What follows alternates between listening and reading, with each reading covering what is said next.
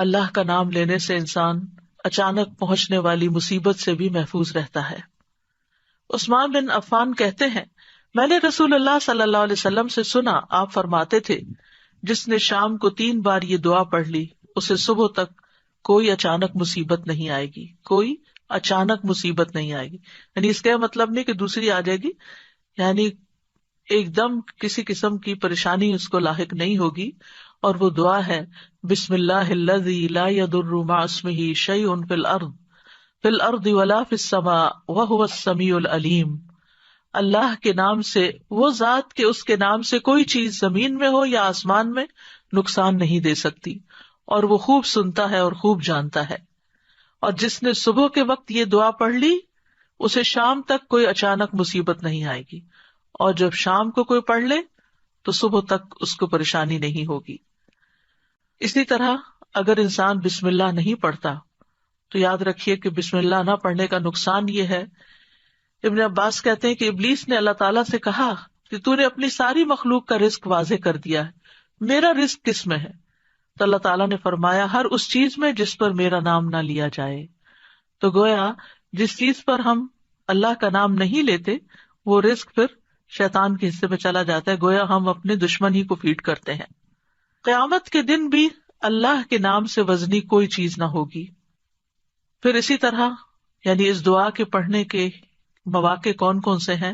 Number 1، ہر کام شروع کرنے سے پہلے، تاکہ اس میں برکت اور مدد حاصل ہو، اس کے اندر قبولیت ہو، ہمیں اخلاص نصیب ہو۔ پھر خاص طور پر کھانا کھانے سے پہلے، حضرت عائشہ کہتی ہیں کہ رسول اللہ صلی اللہ علیہ وسلم نے فرمایا، جب تم میں سے کوئی کھانا کھانے لگے تو چاہیے کہ اللہ تعالیٰ کا نام لے، پھر اگر شروع میں اللہ تعالیٰ کا نام لینا بھول جائے تو چاہیے کہ یوں کہے، بسم اللہ اولہ و آخرہ، اللہ کے نام سے اس کھانے کے شروع میں اور آخر میں بھی۔ پھر اسی طرح لباس اتارتے وقت بسم اللہ پڑھنی چاہیے۔ انس رضی اللہ عنہ سے روایت ہے کہ نبی صلی اللہ علیہ وسلم نے فرمایا، جنوں کی آنکھوں اور بنی آدم کی شرمگاہوں کا پردہ یہ ہے کہ جب ان میں سے کوئی اپنے کپڑے اتارے تو بسم اللہ پڑھ لے، یعنی اتارنے سے پہلے پڑھ لے، تو جن اور شیاطین کی نظر نہیں لگتی۔ اسی طرح جب آپ بچوں کو کپڑے تبدیل کروا رہے ہوں تو اس وقت بھی بسم اللہ پڑھ لیں۔ اسی طرح بیت الخلاء جاتے وقت یعنی اندر پاؤں رکھنے سے پہلے بسم اللہ پڑھ کے دروازہ کھولیں۔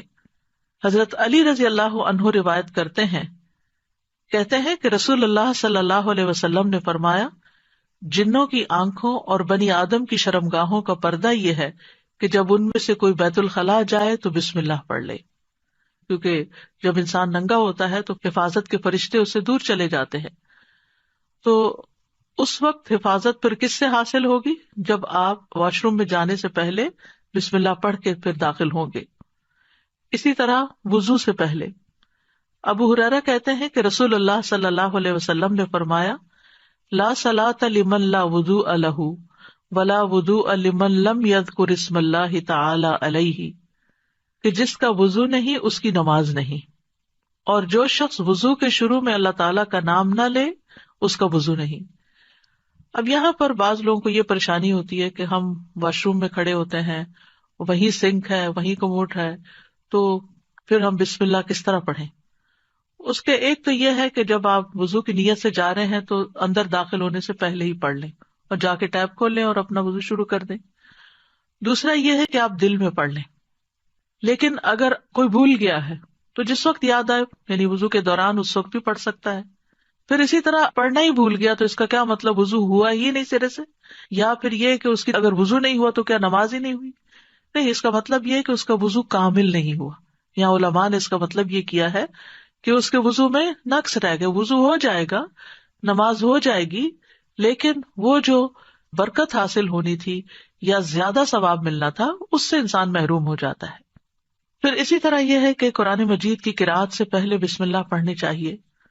قتادہ سے روایت ہے، وہ کہتے ہیں کہ انس رضی اللہ عنہ سے سوال کیا گیا کہ نبی صلی اللہ علیہ وسلم کی قرأت کیسی تھی، تو انہوں نے بیان کیا کہ آپ صلی اللہ علیہ وسلم کھینچ کر پڑھتے تھے، پھر آپ نے بسم اللہ الرحمن الرحیم کو پڑھا، یعنی بسم اللہ الرحمن الرحیم، یعنی مد کے ساتھ پڑھتے تھے، الرحمن کو اور رحیم کو بھی کھینچ کر تلاوت کرتے تھے.